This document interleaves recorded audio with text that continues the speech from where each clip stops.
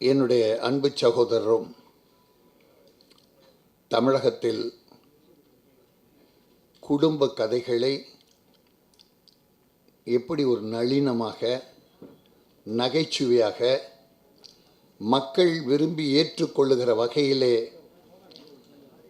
கொஞ்சம் கொஞ்சம் கவர்ச்சி, செக்ஸ் அல்ல, கவர்ச்சி கலந்து மக்களுக்கு தந்த ஒரு மாபெரும் இயக்குனர், கதாநாயகன் என் அன்பு சகோதரர் பாக்யராஜ் அவர்களே. என்று எல்லாவற்றுக்கும் இழிக்காத ராமதாஸ் அவர்களே, படத்தின் தயாரிப்பாளர், இயக்குனர் ஜெய்சன், நடிகர்கள் எல்லோருக்கும் என்னுடைய வணக்கம். அதிகமாக நான் மன்னிப்பு கேட்டு பழக்கம் இல்லை, ஏன்னா தப்பு பண்ணுறதில்ல. இப்போ நான் மன்னிப்பு கேட்குறேன்னா, தயாரிப்பாளர் சங்கத்தில் திடீர்னு ஒரு கூட்டம் கூப்பிட்டாங்க. 5 மணிக்கு ஃபோன் பண்ணாங்க. எங்கள் அண்ணன், என்னுடைய சகோதரர் பாக்யராஜ் கேட்கணும், எல்லாரும் கேட்கணும், என்ன கொடுமை தயாரிப்பாளர்னு இங்கே கூட பேசலாம், அது எங்கே போய் பேசுறது, என்ன மீட்டிங். அங்கே போன பிறகு தான் கேட்டேன். ஒரு 23 சங்கங்கள் சேர்ந்தது ஒரு பெப்சி. 22 சங்கங்களும் ஏற்றுக்கொண்டு ப்ரொடியூசர் கவுன்சிலோடு கலந்து ஒரு தீர்மானம் போடுகிறார்கள். இப்போ தம்பி செல்லுமணி எல்லாம் ப்ரொடியூசர்ஸ், தொழிலாளர் அமைப்பு நல்லா இருக்கணும் அப்படின்ற நல்ல தீர்மானம் போட்டு, ஒரே ஒரு யூனியன் மட்டும் முடியாதுன்னு, அதாவது ட்ராவலிங் பேட்டா. இங்கேருந்து நாளைக்கு ஷூட்டிங், இங்கேருந்து ட்ரெயினில் போகணும், அப்போ ட்ராவலிங் பேட்டா ஒன்று கொடுக்கணும். நாங்கள் எங்கேயுமே தூங்கிறதுக்கு பேட்டா கொடுத்த எந்த சங்கம் கிடையாது. தூங்குறவங்களுக்கு பேட்டா கொடுத்தது நம்ம தயாரிப்பா இங்கே இருக்குது. இன்றைக்கி சினிமா நல்லா இருக்குது சார், சினிமா நல்லா இல்லைன்னு யாருமே சொல்ல முடியாது. இப்போது இந்த ஜிஎஸ்டி வந்த பிறகு தேட்டரை மூடினாங்க, ஒரு வாரம் மூடின பிறகு ஆடியன்ஸே இல்லை. அப்புறம் ஒரு வாரத்துக்கு அப்புறம் திறந்த பிறகு ஆடியன்ஸே இல்லை, வரல. 4-5 படம் பழா போச்சு. அந்த மூடந்தில் ஒரு 4 படம் போயிடுச்சு. அதுக்கப்புறம் திறந்த பிறகு ஆடியன்ஸ் போல் இவ்வளோ தான் சினிமா நினச்சப்போ, இந்த வாரம் 2 படம் ரிலீஸ் ஆச்சு.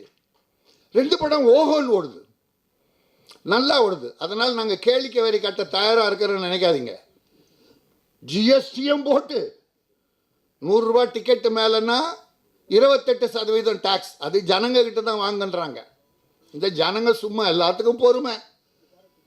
அப்புறம் 100 ரூபாய்க்குள்ள டிக்கெட்டுனா 18%. அதில் பாதி தமிழக அரசுக்கு, 28னா பாதி 14, 18னா பாதி 9. அது ஜிஎஸ்டியில் தமிழக அரசுக்கு தர்றாங்க. ஆனால் அது போதாதுன்னு தமிழக அரசு 30% கேளிக்கேரி வேணும்தான். எதுக்கு இப்போ எக்ஸ்ட்ரா 9 வருது, 9, 18 வருது இல்லை உனக்கு. இந்தியா பூரா கேளிக்கை வரி எடுத்துடுறாங்க சார். கேளிக்கை வரி கிடையாது, ஒன்லி ஜிஎஸ்டி தான் இந்தியா பூரா. அதுலேயும் கேரளா, கர்நாடகா, ஆந்திராலாம் அந்த 9% எவ்வளோ அவங்க ஜிஎஸ்டிக்கு, அவங்க ஸ்டேட்டுக்கு வர்ற பங்கை ப்ரொடியூசரே கொடுக்குறாங்க. அது சினிமா உலகத்தை வாழ வைக்கிறதா? இங்கே புரட்சி தலைவர் எம்ஜிஆர், புரட்சி தலைவி அம்மா, அம்மா ஆட்சின்னு சொல்கிறோம். கலைஞர், டாக்டர் கலைஞர் எவ்வளோ சலுகை கொடுத்தார் சார் சினிமாவுக்கு, மானியத்தை உயர்த்தி கொடுத்தாரு. ஆக அப்படி இருக்கும்போது எதுக்கு கேளிக்கை வரி? நகராட்சிக்குன்றீங்க, அப்புறம் சென்சார். தயவுசெய்து நீங்கள் கேட்கணும், உங்களுக்கு எல்லாம் தெரியும், எல்லா கஷ்டமும் உங்களுக்கு தெரியும். இப்போ நாங்கள் படம் முடித்த உடனே சார் ஃபஸ்ட் காப்பி ரெடியான சென்சார் போடுறோம். ஐயோ, இந்த சென்சார் பண்ணுறான் பாருங்க, கொடுமை. சென்சார் கொடுமை பண்ணுறான் சார். சர்டிஃபிகேட் படம் பார்க்குறதுக்கு ஒரு 3 மாதம். இப்போ மெயிலில் விட்டான், ஆன்லைனில் வரணுமா, 3.5 மாதம் ஆகுது. சரி, அவன் பார்த்துட்டு யூ சர்டிஃபிகேட் கொடுத்தா அதை நாங்கள் ஸ்டேட் கவர்மெண்ட்டுக்கு போடணும். அவன் ஒரு 7 பேர் கமிட்டியை போட்டுறான். அவன் 7 பேர் கமிட்டி இந்த படம் பார்க்குறதுக்குள்ளே ஒரு 7 மாதம் ஆகுது. அப்படி படம் பார்க்க வந்தாலும் அவன் என்ன கேட்குறான், எங்களுக்கு செலவு எப்படி ஏறுதுன்னு பாருங்கள். என் ப்ரொடியூசர் படுற அவஸ்தை அதுக்கு சொல்கிறேன். ஏன்னா நம்ம சகோதரர்கள் இவங்க புரிஞ்சுக்கணும்னு சொல்கிறேன். ஃப்ரேம் 4 ஃப்ரேமா 4 ஃப்ரேமில் போடு, சாரி 4 ஃப்ரேமில் போட்டால் அங்கே வர்ற 7 பேருக்கும் நைட்டுக்கு ஆளுக்கு 500 600 பார்சல் கட்டுங்கிறாங்க சார். பார்சல் சார், அவங்க சாப்பிட்டது போக பார்சல் வீட்டுக்கு ஓட்டு போகிறாங்க சார் அந்த கமிட்டி. சரி, அதோடு பரவாயில்ல, கேளிக்கை வரி கிடைக்குன்னா அங்கே ஒருத்தனுக்கு நாங்கள் நொட்டணும். எவ்வளோ சின்ன படம் போன வாரம் வாங்கியிருக்காங்க சார், சின்ன படத்துக்கு 5 லட்சம். பாவம் என் சகோதரன் ரிலீஸுக்கு படுற பாடு இருக்க, அவங்கிட்ட 5 லட்சம். அஜித் படம்னாக்கா 1 கோடி, விஜய் படம் 1 கோடி கொடு. என்ன கேளிக்கை வரி ரத்தம். ஒரு மந்திரி சொல்லியிருக்காரு முன்ன 2 வருஷத்துக்கு முன்னால், மந்திரியுடைய புள்ள தான் புரோக்கர். அதுக்கு அப்போ நான் சன் நியூஸ் வாத மேடையில் சொன்னேன் இதை, இப்போவும் சன் நியூஸில் இதை புதிய தலைமுறையில் சொன்னேன், தந்தி டிவியில் போன வாரம் சொன்னேன். யாரை? ஒரு எம்பி அன்வர் ராஜாவா அவரை வச்சுக்கிட்டு சொன்னேன். எதுக்காக கேளிக்கை வரி போடுறாங்க தெரியுமா? நகராட்சி கொடுக்கறதுக்கு இல்லை, இந்த படம் பார்த்த பிறகு கேளிக்கை வரி ரத்துன்னு சொன்னால் இவருக்கு அமௌண்ட் கொடுக்கணும். நடக்குது, இப்போ தான் வாதங்கள் இப்போ நடக்குது. நான் என்ன சொல்கிறேன், சினிமாவை காப்பாற்றணும். எம்ஜிஆர் வந்தது, ஜெயலலிதா வந்தாங்க, கலைஞர், இந்த சினிமாக்காரங்க ஆட்சி தான் நடந்துக்கிட்டு இருக்கு. இப்போ அங்கே என்ன எங்ககிட்ட எதுக்கு கஷ்டப்படுத்துகிற, எக்ஸ்ட்ரா எதுக்கு வாங்குற? எங்ககிட்ட வாங்காத, கேளிக்கை வரி எடு. சினிமாவை காப்பாற்றணும்னா கேளிக்கை வரி எடு என்பதை நான் தமிழக முதல்வருக்கு வேண்டுகோளாக வைத்து, இந்த படம் சதுரடி 3500. போன வாரம் அண்டாவை காணன்னு ஒரு படம், நல்லா இருக்கு படம், அதுக்கு வந்தேன். நான் நீ டைரக்டர் ப்ரொடியூசர் அண்டாவை காணன்னு கவலைப்படுற?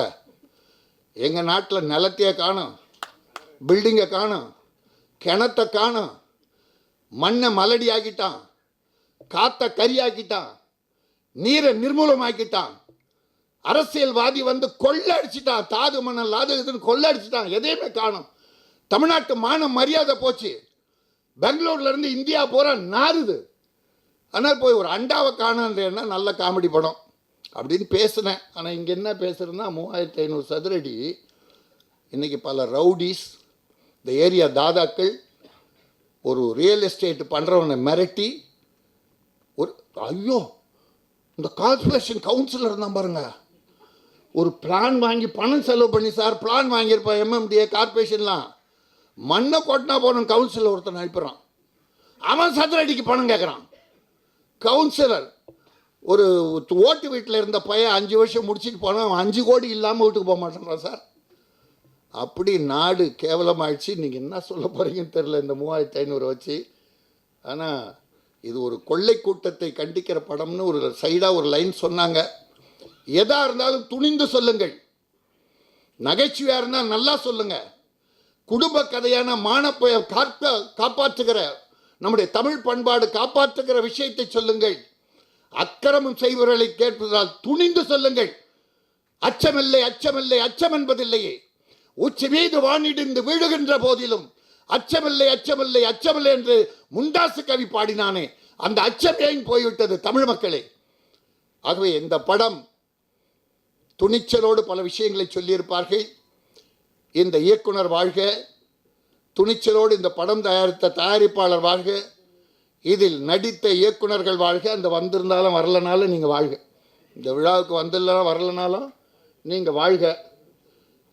டெக்னீஷியன்ஸு மற்ற வாழ்த்து வந்திருக்க பெரியவர்கள் நண்பர்கள் அத்தனை பேரும் வாழ்க. வாழ்த்து வந்திருக்கிற உங்களையும் வணங்கி விடைபெறுகிறேன். நன்றி, வணக்கம்.